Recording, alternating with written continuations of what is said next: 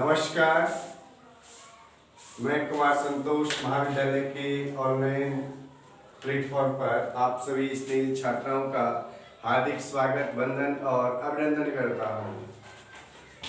स्नेही छात्राओं, आपका टॉपिक जो चल रहा है छंद परिचय, जिसके अंतर्गत आप 2 छंदों को पढ़ चुके हैं। आशा करता हूँ कि वो आपको भली भांति उनको आप समझ चुके होंगे, आर्या और इंद्रविजय चंद्र को। उसी कड़ी को, उसी क्रम को हम आगे बढ़ाते हुए आज भी आपके पाठ्यक्रम में सम्मिलित 2 नवीन छंदों के बारे में इस वीडियो में परिचर्चा करने वाले हैं। ध्यानपूर्वक पढ़ेंगे, मनोयोग पूर्वक सुनेंगे तो आशा करता हूं कि आप इन छंदों के लक्षण और उदाहरणों से भी रूबरू होंगे।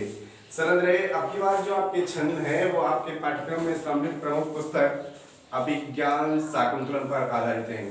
अभिज्ञान शाकुंतलम जो कि 60 अंकों की पुस्तक है, आपके पाठ्यक्रम में सम्मिलित है और वो कवि कुल चूड़ामणि महाकवि कालिदास के द्वारा रचित संसार का एक सर्वोत्कृष्ट नाटक माना जाता है।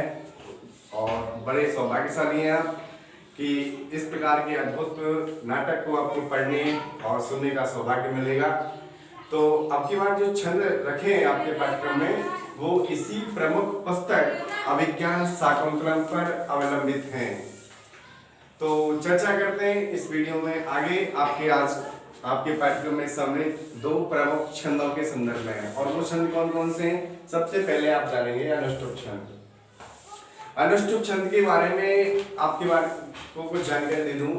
इसको लौकिक साहित्य जगत का आदि छंद माना जाता है, क्योंकि इसके जो प्रवर्तक हैं, यानी साहित्य में इसका प्रयोग कब हुआ, तो इसके जो प्रवर्तक हैं वो महर्षि वाल्मीकि हैं, जो कि लौकिक संस्कृत साहित्य का आदि काव्य के प्रणेता हैं। आदि काव्य अर्थात रामायण के प्रणेता हैं। तो आदि कवि के रूप में वाल्मीकि विख्यात है, आदि काव्य के रूप में आपका रामायण विख्यात है। तो इसी प्रकार से आदि छंद के रूप में विख्यात है क्या? अनुष्टुप छंद। तो चलते हैं, शुरुआत करते हैं अनुष्टुप छंद के संदर्भ में। सबसे पहले उसका लक्षण जान लीजिए कि अभी अनुष्टुप छंद का लक्षण क्या है। पंचमं लघु शर्वत्र, लक्षण देखेंगे इसका इस तरह से।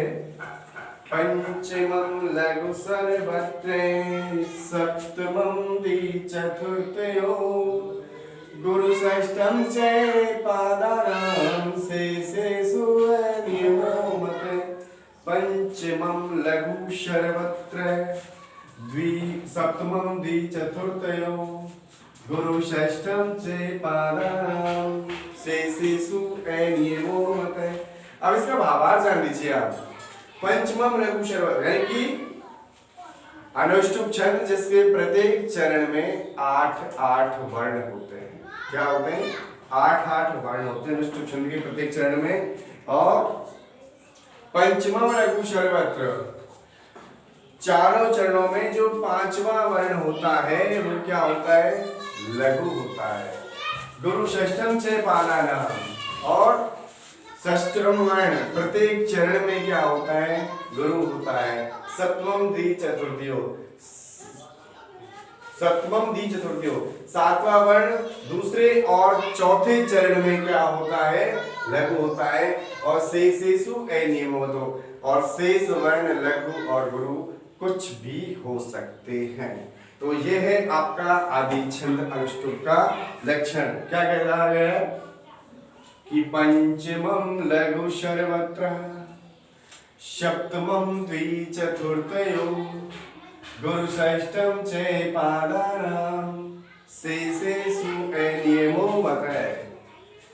कि ऐसा छंद जिसके प्रत्येक चरण में 8-8 वर्ण हो और उसके प्रत्येक चरण में 5वां वर्ण लघु हो, और दूसरे और चौथे चरण में 7वां वर्ण लघु हो, गुरु षष्ठम च पादानां, और सारे चरणों में 6वां वर्ण क्या हो? गुरु हो। शेष जो वर्ण है आपके लघु गुरु कुछ भी हो सकते हैं। तो इसका हमने प्रसिद्ध उदाहरण लिया है आपकी प्रख्यात पुस्तक अभिज्ञान शाकुंतलम में। कौन सा? कि त्वास्मि गीत रागे निहारेण प्रशवं हृत, एष राजे विदुष्यन्ते सारंगनादिर्हंस। लक्षण को आप देख भी सकते हैं। वर्णों को काउंट कर लीजिए, 1 2 3 4 5।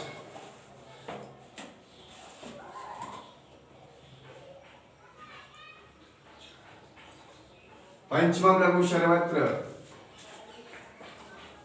वासमी गीतरा वास्मी गीतरागेन हारिणा पंचमम नृत्य एस राजे विदुष्यन्ते। 1 2 3 4 5। पांचवा वर्ण लघु, छठवा गुरु और सातवां वर्ण लघु। 1 2 3 4। पांचवा वर्ण लघु, छठवा गुरु, सातवां।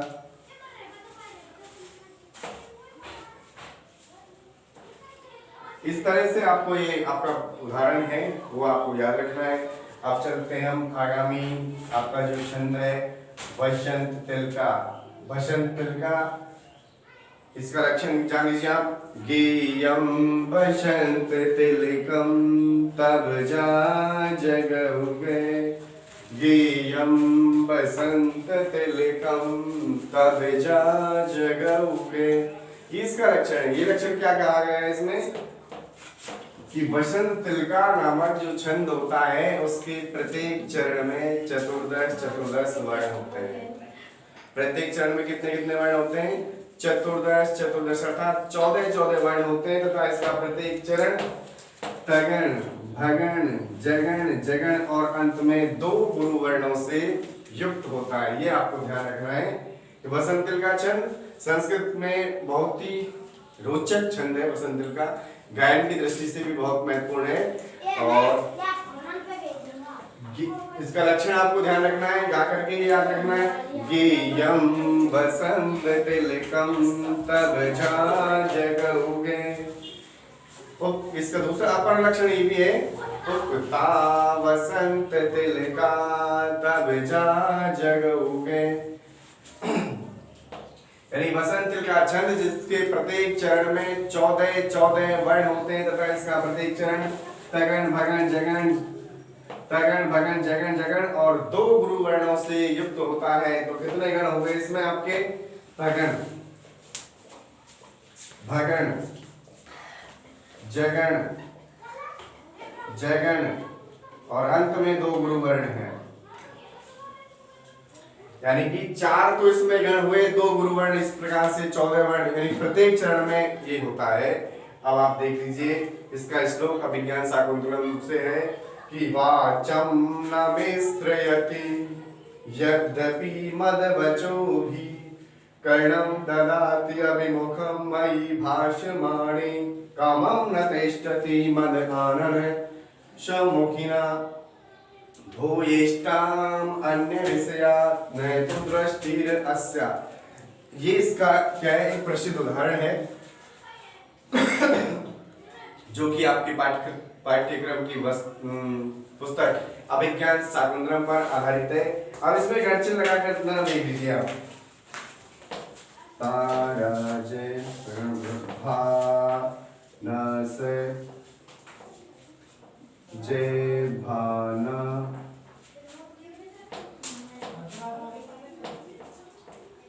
जय भाने 2 गुरु वर्ण। यानी आपका ये क्या हो गया? तगण। ये क्या हो गया? भगण। ये क्या हो गया? जगण। ये क्या हो गया? जगण और ये 2 गुरु वर्ण हो गए आपके। और प्रत्येक वर्ण में प्रत्येक चरण में 14 वर्ण हो गए। इस तरह से आपको एक प्रत्येक चरण में आप गणचिन्ह लगा सकते हैं। प्रत्येक चरण में भी आप ये गणचिन्ह लगा सकते हैं, लेकिन आपको प्रमुख रूप से जो ध्यान रखना है, छोटे प्रश्न भी विश्वविद्यालय की परीक्षाओं में पूछे जाते हैं कि बसंत तिलका नामक छंद के प्रत्येक चरण में कितने वर्ण होते हैं? तो 14 वर्ण होते हैं। कौन कौन सी गण व्यवस्था होती है? तो ये आपको ध्यान रखना है। त भ जा जग उगे, ये आपको गण व्यवस्था भी ध्यान रखनी है। और उदाहरण भी पूछा जा सकता है यथा कदा आपसे। तो प्रसिद्ध उदाहरण है कि वाचम न मिश्रयति यद्यपि मदवचोभिः कर्णं ददाति अभिमुखं मयि भाषमाणे कामं न तिष्ठति भूतमदहारणं सम्मुखिना भूयिष्ठा अन्य विषयान दूरदृष्टियस्यः। इस तरह से आपको ये याद रखना है। ये हुआ आपके पाठ्यक्रम में सम्मिलित प्रमुख जो छंद है वसंत का गायन की दृष्टि से काफी रोचक है, काफी महत्वपूर्ण है। आशा करता हूँ कि आप इनके लक्षण और उदाहरणों के साथ साथ आप इनकी जो गायन की शैली है उसका भी सतत अभ्यास करेंगे और अभ्यास से ही आप जानते हैं जन्मत हो सुजान। इन्हीं शब्दों के साथ मैं कुमार संतोष आज की क्लास में आपसे विदा लेता हूँ। जय श्री कृष्ण।